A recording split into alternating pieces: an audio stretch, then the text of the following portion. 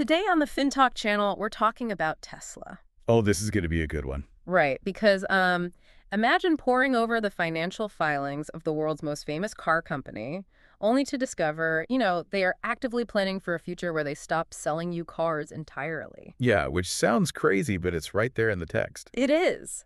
That is exactly what is hiding inside Tesla's newly filed 2025 annual report on Form 10K. So welcome to this deep dive. Our mission for you today is to decipher a massive corporate identity crisis that is basically hiding in plain sight within these hundreds of pages of disclosures. And if you're an investor or just someone tracking global technology, you really have to look at this document and ask a fundamental question. I mean, is Tesla still fundamentally an automaker, or is it secretly an artificial intelligence and robotics powerhouse that just happens to sell consumer vehicles to keep the lights on? It truly is the defining question for them right now. Yeah. And, well, the 10K lays this out in really stark terms because 2025 was a pivotal and honestly almost paradoxical year for the company. Yeah, paradox is the perfect word for it. Right, because on one hand, you have the financial reality of the present, which reflects incredibly heavy headwinds in their core automotive sales. I mean, the car business is under intense pressure. Extremely intense. But on the other hand, when you look at the company's stated forward strategy, and more importantly, where they are aggressively pointing their massive capital expenditures, it's aimed at a completely different, radically futuristic horizon. So you're looking at this fascinating split screen for any investor trying to build a valuation model. Exactly. Okay, let's unpack this split screen right away, because that paradox basically slaps you in the face in the very first few pages of the filing.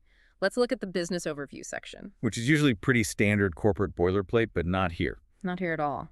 This is the part of the 10K where a company formally tells the SEC, what its core business actually is. And they explicitly focus on bringing AI into the real world. Right, they dedicate huge sections to full self-driving or FSD supervised. Yeah, and they heavily highlight the newly launched Robotaxi service, which finally rolled out in June of 2025 using their existing Model Y fleet. Plus, they detail plans for a purpose-built cybercab. Oh, and of course, they talk about Optimus, the humanoid robot. It reads like a sci-fi novel. It does, but I have to push back on this vision. It's like looking at Netflix back in 2010, They were telling everyone they were a digital streaming company, but at the time, like 80% of their revenue still came from mailing physical DVDs in those little red envelopes. That's a really good analogy. Right. So can Tesla really call themselves an AI company when they produced 1.66 million highly complex physical consumer vehicles last year? What's fascinating here is the sheer scale of the tension you just identified with that Netflix comparison. Because unlike mailing DVDs, Tesla is currently supporting a massive, historically capital-intensive legacy manufacturing base. I mean, we're talking about the Model 3, Model Y, S, X, Cybertruck, the Semi. Yeah, and doing that requires sprawling gigafactories across multiple continents, complex global supply chains, and hundreds of thousands of workers. It is a deeply physical reality. So they are still very much tied to the physical world. They are, but you have to look at how the 10K frames those vehicles. It explicitly states that every vehicle delivered today is designed from the ground up for autonomy. They are banking on transitioning to a service-driven business model. Meaning they really don't want the transactional relationship of legacy automakers anymore. Exactly. I mean, traditional automakers want to sell you a piece of hardware, maybe finance it for you, and then, hopefully see you in 5 years for a trade-in. Tesla wants fleet-based profits. Right. The recurring revenue. Yes, they want to generate high-margin revenue through software subscriptions like FSD and these autonomous ride-hailing networks. The tension we see in the 10K is that this massive, expensive manufacturing base is basically the only thing that can currently fund the build-out of that futuristic robotaxi network. Ah, so the physical cars are essentially the Trojan horse for the software. You nailed it. Right. The cars are the funding mechanism for the AI dreams. But if the cars are footing the bill, we have to look closely at how that core car business actually performed in 2025. And for the investor reading this document, this is where the 10K delivers a pretty serious reality check. Just a tough pill to swallow. It really is. Let me give you the hard numbers, because they are sobering. Total 2025 revenue was $94.83 billion. That is an actual decrease of almost $3 billion from 2024. Which is wild for a growth company. Yeah, and their net income. It dropped significantly. It nearly halved, going from $7.09 billion down to $3.79 billion. If we isolate just the automotive sales revenue, that segment dropped 9%, down to $65.8 billion. And can't just look at the drop, right? We have to explain the mechanism behind it. The 10K notes that this revenue slide was primarily driven by lower average selling prices and higher customer incentives. Because of the high interest rates. Exactly. In a high interest rate environment where consumer spending really tightened, Tesla had to constantly tweak pricing and offer highly attractive financing options. Simply put, they had to discount their core product to keep moving the metal off the lots. And it wasn't just the retail side of the car's bleeding revenue. Even their automotive regulatory credits took a 28% hit, dropping down to $1.99 billion. And that used to be pure profit for them. Pure 100% margin profit. Historically, selling these emissions credits to other automakers who couldn't meet environmental standards was huge for them. But the document points out this revenue stream is shrinking due to restrictive governmental actions, specifically mentioning the OBBBA. Right, the new regulations. Yeah, for the listener who might not live in the weeds of legislative acronyms, the OBBBA is the Omnibus Budget and Bureaucracy Balancing Act. It's a recent government action that essentially tightened the rules around EV tax credits and capped the emissions pooling systems legacy automakers used to rely on. So that free money spigot for Tesla is basically drying up. Exactly. And the result, auto gross margins shrank from 18.4% down to 17.8%. Which is a crucial metric. I mean, the margin is what gives a company room to maneuver. Yeah, exactly. So I have to ask you, is this pivot toward AI a brilliant forward-looking foresight, or is it just, well, a necessary distraction from the fact that selling cars is getting incredibly difficult? That's the billion-dollar question. Right. It feels like this margin compression is a sort of financial gravity. For years, Tesla defied the low-margin reality of the auto industry. But as legacy automakers flood the EV market with competing models, even Tesla can't escape the gravitational pull of being a car manufacturer. The concept of financial gravity is incredibly accurate here. To keep their vehicles affordable and defend their market share against an onslaught of new EV competition, Tesla just had to eat those lower margins. Yeah, and there's no other choice. Right. And if we synthesize what this data is telling the investor, it's that the core engine of Tesla's historical growth, which was selling cars at rapidly expanding volumes with relatively high margins, is definitively sputtering. It's not dead, obviously. No, not dead. They still produced over 1.5 million vehicles. But the era of easy explosive growth in that specific hardware segment is facing severe structural headwinds. And that fundamentally shifts the investment thesis. Because they have to make up for it somewhere else. Precisely. It makes the success of their AI and service bets absolutely critical for their future valuation.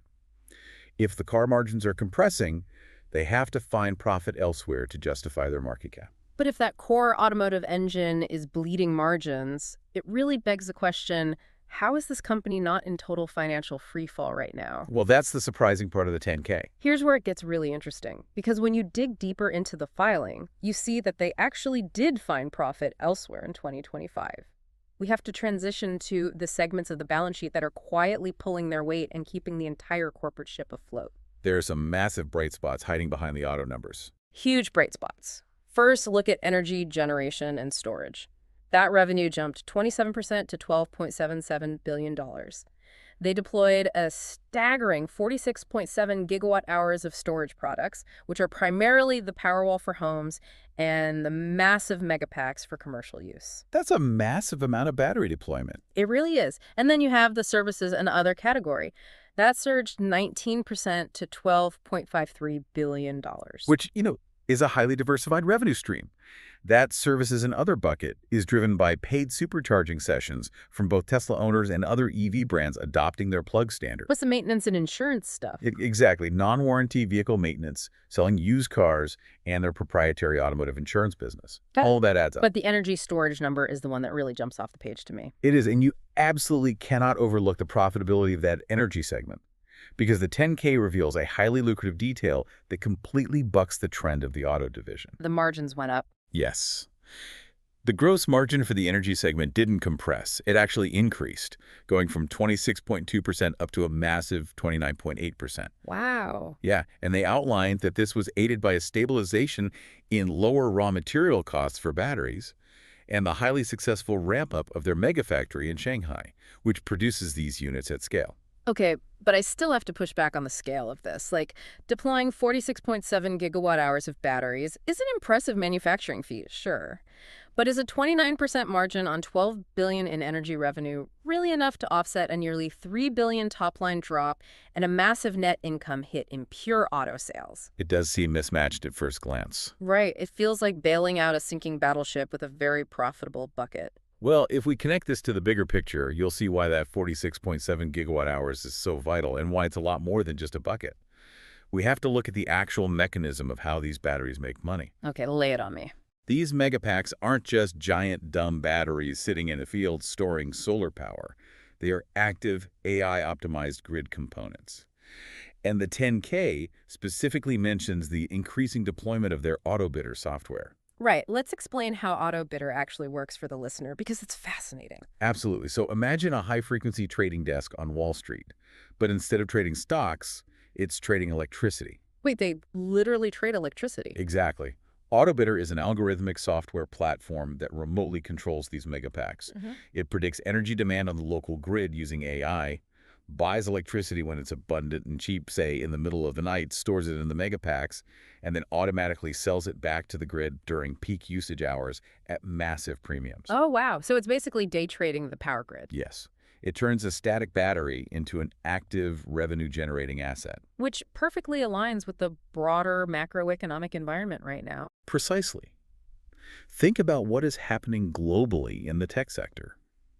As the global AI boom demands unimaginable amounts of power to run massive data centers, grid stability is rapidly becoming the most valuable commodity on Earth. Because traditional grids just can't keep up. Right, they can't handle the load spikes of these supercomputers.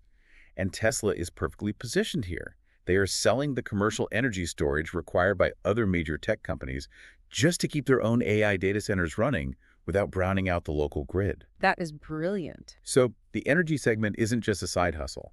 It is deeply, fundamentally intertwined with the broader AI boom. Okay, so we've established the logic here. Tesla wants to be an AI company, and their highly profitable energy division is essentially acting as the picks and shovels for the broader AI infrastructure gold rush. Yep, that's a good way to put it. But transitioning Tesla itself to a fully AI-centric model requires an unimaginable amount of physical infrastructure. I mean, you can't just declare yourself a robotics and AI powerhouse. You have to physically build the brain to run those robots and cars. And that brain is not cheap. Not at all. And that brings us to the forward-looking financial commitments, which are, frankly, staggering. The forward guidance in this 10K for capital expenditures is jaw-dropping. Tesla states they expect their capex to exceed $20 billion in 2026 alone. And the critical detail for the investor is where that cash is actually going. It isn't primarily going toward building new assembly lines for traditional cars. It is going directly toward massive AI initiatives. Like the supercomputers. Right. The 10K details the build-out of highly advanced supercomputer training clusters called Cortex and Cortex-2 at Gigafactory, Texas. They also highlight a brand new collaboration with Samsung to manufacture advanced bespoke semiconductors specifically for AI inference and training right here in the U.S. Let's quickly clarify those terms for the listener because inference and training get thrown around a lot in these tech filings. It's a great distinction to make. So think of training as sending the AI to university. You need massive, incredibly power-hungry supercomputers like the Cortex cluster to process billions of miles of driving video so the AI can learn what a stop sign looks like in a blizzard. Okay, so that's training. Right. And inference is the AI taking the final exam out in the real world. It's the specific chip inside your cybercab making a split-second decision to brake when a pedestrian steps into the street. Got it.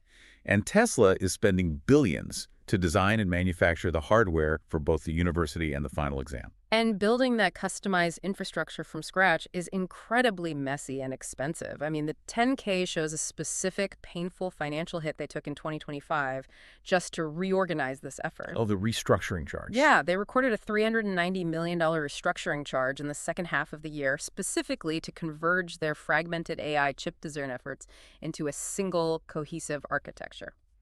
But here's my pushback on all of this. Let's look at the broader landscape. Traditional tech giants like Microsoft, Google, Meta, they have decade-long head starts in AI architecture, and they have vastly deeper pockets.